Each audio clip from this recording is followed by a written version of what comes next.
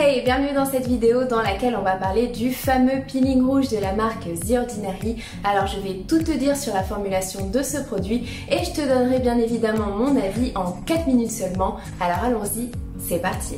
Et si tu veux encourager mon travail de recherche sur les cosmétiques, un geste simple de ta part suffit. Abonne-toi vite à ma chaîne et je produirai encore plus de contenu de qualité.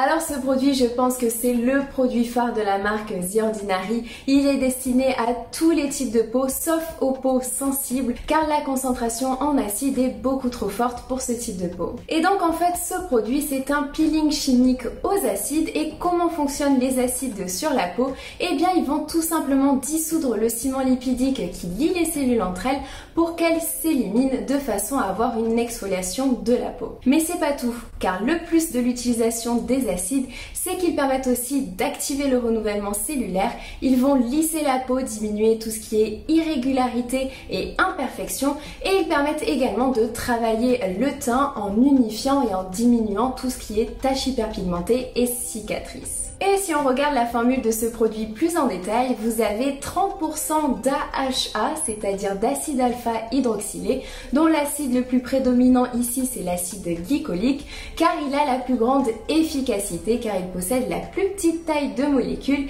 et donc il permet de mieux pénétrer dans la peau.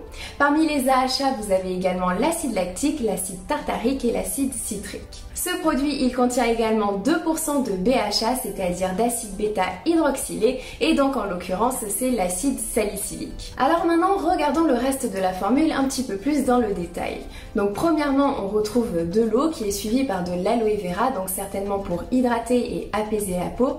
Et ensuite, on retrouve de la soude. Alors la soude, c'est une base qui sert donc à augmenter le pH. De base, le pH de ce produit doit être très bas, donc très acide, et la soude va permettre de l'augmenter vers un pH aux alentours des 3,5-3,7. Ce phénomène, c'est ce qu'on appelle la neutralisation d'un acide. Et c'est un phénomène que tu dois absolument comprendre parce qu'il te permet de déterminer l'efficacité d'un produit contenant des acides. Par exemple, un sérum contenant 5% d'acide glycolique à pH 4 sera beaucoup plus efficace qu'un sérum contenant 10% d'acide glycolique à un pH de 6. Et oui, comme quoi un pourcentage plus important ne fait pas forcément l'efficacité d'un produit. Alors pour comprendre cela, il est nécessaire d'introduire une nouvelle notion qui est le pKa d'un acide. Le pKa d'un acide, ça permet de déterminer la disponibilité et donc l'efficacité d'un acide dans un produit. Reprenons le cas de l'acide glycolique, qui est l'acide prédominant dans ce peeling. Eh bien l'acide glycolique, il a un pKa de 3,6. Ce qui veut dire que si le pH du produit est inférieur à 3,6, eh bien dans ces cas-là, l'acide glycolique sera beaucoup plus présent dans sa forme acide, il sera donc beaucoup plus disponible et le sérum sera plus efficace.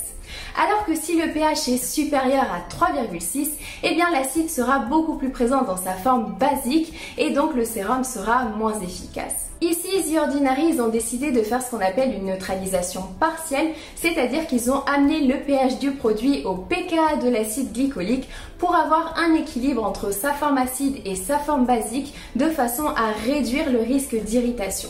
Parce que crois-moi, ce produit à un pH de 2, il serait beaucoup trop irritant pour la peau et on ne pourrait pas le vendre comme ça. Ensuite, si on reprend la formule de ce produit, tu as un extrait de carotte qui est suivi par du propandiol, donc qui est un dérivé d'alcool qui permet en l'occurrence de solubiliser d'autres ingrédients. Tu as ensuite la cocamidopropyl diméthylamine qui est également un solubilisant. Le potassium citrate, c'est également une base pour amener le pH à un pH un petit peu plus élevé. Tu as ensuite du panthénol, donc le panthénol c'est une provitamine B5 qui permet d'hydrater et d'apaiser la peau. Donc ça permet en l'occurrence de contrer les effets négatifs des acides sur la peau. Tu as ensuite une forme de polymère d'acide hyaluronique, donc pareil qui est là pour hydrater et apporter du confort à ta peau. Et tu as ensuite un extrait de poivre de Tasmanie qui est très important car en fait il permet de bloquer les récepteurs sensoriels qui sont sur ta peau et qui vont être actifs avec un pH acide de façon à ce que tu ne ressentes pas de brûlure ou d'irritation. Tu as ensuite de la glycérine glycérine qui est là aussi pour hydrater la peau, où elle est tout simplement contenue dans une autre matière première comme par exemple avec l'extrait de poivre de Tasmanie.